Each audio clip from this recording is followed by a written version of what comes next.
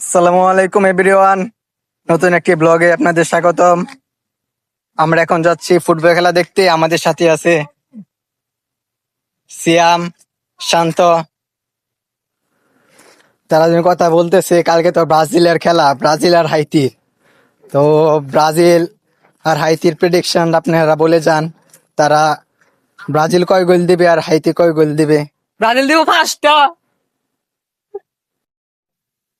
হাঁটতে হাঁটতে চলে আসলাম বরমতলার 3 রাস্তার মোড়ে। রাস্তার মধ্যে বাচ্চাদের পেলে দুষ্টামি করব না তা কি করে হয়। খুদে আর্জেন্টিনা ভক্তের সাথে দেখা। আমি বললাম, তুমি তো দেখি আর্জেন্টিনা সাপোর্ট করো। সে বলল, না ভাই, আমি হার্পিক সাপোর্ট করি।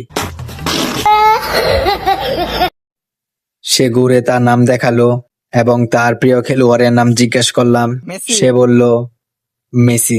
খেলা দেখার জন্য আরো অনেক দর্শক আসতেছে। সবাই একসাথে মাঠে চলে গেলাম। খেলা শুরু হয়ে গেল।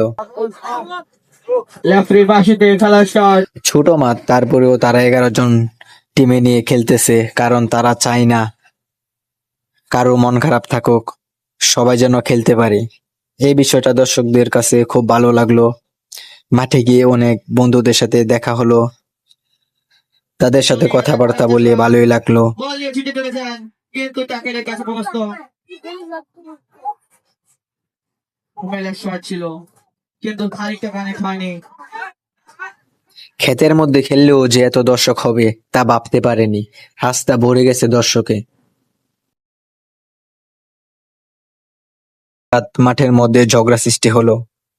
তারপর আর কি, খেলোয়াড়রা মাঠের মধ্যে ঘুমাচ্ছে, আমরাও ঘুমাচ্ছি।